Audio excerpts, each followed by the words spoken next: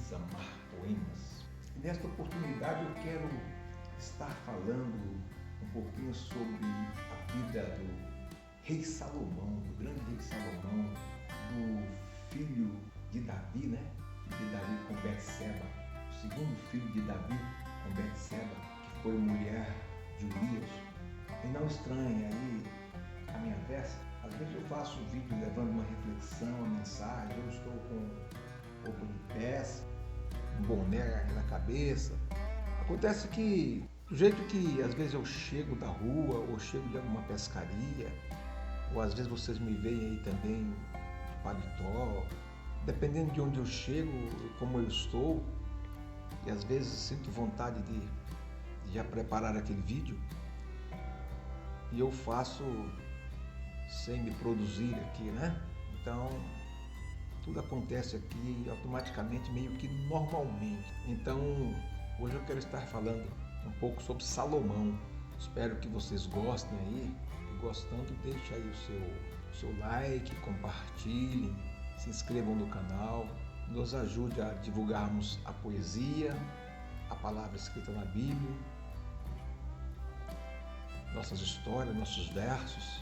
Que Deus abençoe a todos vocês. Então vamos lá a esta conversa sobre o rei Salomão, ou quem foi ele. O rei Salomão, ou seja, Salomão, ele foi rei de Israel de 970 a 930 a.C. A sua maior obra, ou seja, a sua grande obra foi a edificação do primeiro templo de Jerusalém. Salomão, cujo nome vem do hebraico e que significa paz, significa shalom. Salomão ele foi o filho de Betseba com Davi, né? Era filho de Betseba com Davi, ou seja, o segundo filho, né? Ele reinou durante 40 anos as 12 tribos que formavam o povo hebreu e que se reuniram na região da Palestina. Os fatos de sua vida são contados em livros bíblicos, como lá em 1 Reis, ou também nós vemos aí relatando os fatos dele lá em 2 Crônicas. Ele, rei de Israel, depois da morte de Davi, Salomão então assumiu o trono. Salomão tinha naquela época uns 20 anos de idade, né? E aí quando ele foi ungido rei, o sumo sacerdote ungiu ele rei. E a partir daí, apesar da juventude dele, ele era um camarada sábio, né? Conhecido e respeitado em todo o reino. A Bíblia diz que o coração de Salomão era cheio de sabedoria, ou da sabedoria que Deus concedeu a Salomão. Sabedoria e inteligência, porque ele pediu sabedoria e inteligência a Deus. E Deus viu em Salomão um coração sábio, um coração honesto, e falou: olha, já que você não me pediu que destruísse os teus inimigos, que te desse riqueza, mas que te desse sabedoria para você governar o meu povo, então eu vou te dar, além de sabedoria, eu vou te dar riquezas, né? Glória. Davi, ao morrer, deixou um grande reino, né? Um reino muito extenso, né? Que ia desde o rio Eufrates até a fronteira egípcia e as montanhas central do país, que havia sido então conquistadas por Davi. Então era a capital do seu reino. Então Salomão criou uma administração de forma única, unitária, né? Na região deserta do Negev. Ele organizou a exploração de uma mina, né? Uma mina de cobre. As ruínas foram encontradas por arqueólogos. Então, na margem do Mar Morto, ele explorava a existência de sal. Também promoveu o comércio de cavalos entre a Cilícia e o Egito. Ele introduziu no exército os carros, foi ele que idealizou aqueles carros, as bigas de guerra, né? Introduziu no exército os carros, né? Carros puxados por cavalos. Foi também ele que estabeleceu uma rede de transporte. Essa rede de transporte foi providenciada por ele. No Golfo de Acaba, Salomão construiu o que é conhecido como Porto de Ezion-Geber, próximo a Elat. Alguns arqueólogos encontraram as ruínas do Porto de Salomão lá na costa do Golfo de Acaba, conforme diz a Bíblia, e que dá ao Israel de hoje o acesso marítimo à África e à Ásia. Também, pouco a pouco, a riqueza de Salomão aumentava. Tinha enorme palácio em Jerusalém e residência de verão nas montanhas do Líbano. Então, o seu trono era todo de marfim, revestido de ouro puro, né? Todos os copos de Salomão eram dourados, diz a Bíblia, de acordo com os costumes da época, mas também por conveniência política, né? Salomão desposou filhas de príncipes moabitas, edomitas, hititas e de outros povos que também cercavam Judá e Israel. Salomão, que reinou entre 970 e 930 a.C., de acordo com o livro dos Reis, chegou a ter 700 esposas, princesas e 300 concubinas. Salomão e sua sabedoria, apesar de jovem, Salomão era realmente, como já falamos, um sábio respeitado por toda a região. Até das terras mais distantes vinham nobres e príncipes em busca dos conselhos de Salomão. Diz a Bíblia que, de fato, pronunciou 3.000 sentenças e que ele tratava com a mesma igualdade os seus súditos e os estrangeiros, os ricos e os pobres, os que louvavam a Javé, Deus onipresente dos judeus. Entre as visitas famosas que foram feitas a Salomão, lista-se a da rainha de Sabá. Os historiadores supõem que ela, a rainha de Sabá, reinava em uma região africana nas margens do Mar Vermelho. Também os etíopes acreditavam que seus imperadores nasceram dos descendentes de Salomão e da rainha de Sabá. São estimados em grande número os cânticos escritos pelo rei Salomão. Acredita-se que é de sua autoria também os livros bíblicos de Eclesiastes, Provérbios e Cântico dos Cânticos, além do Salmo 127.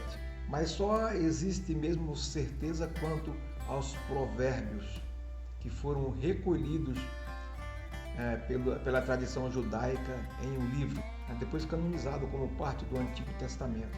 Foram reunidos em 31 capítulos que contêm 850 versículos, todos louvando o entendimento entre os homens, a justiça, a piedade, a sabedoria e o amor. Até então não existia nenhum lugar especial para cultuar a Deus. Os hebreus consideravam que qualquer lugar era bom para fazer as preces, para fazer as orações, para adorar a Deus. Mas Salomão, após ter consolidado o poder, ele decidiu construir o Templo de Jerusalém, depois chamado de Templo de Salomão. Os mestres para a construção do templo vinham de Tiro, arquitetos fenícios, né? A obra deve ter começado mais ou menos em 959 a.C. e terminou 7 anos depois. O edifício era um complexo de recintos e portas. Seu teto e suas paredes eram revestidos de cedro.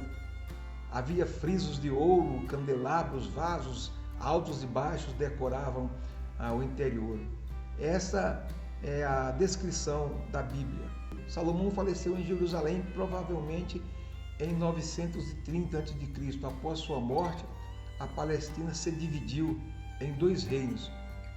Desta divisão veio o enfraquecimento do povo hebreu, a perda de seu território e a dispersão também do povo. O Templo de Salomão foi destruído 5 séculos mais tarde pelos invasores babilônicos e reconstruído. Ele foi reconstruído e foi novamente arrasado nos anos 70 da era cristã pelas legiões romanas.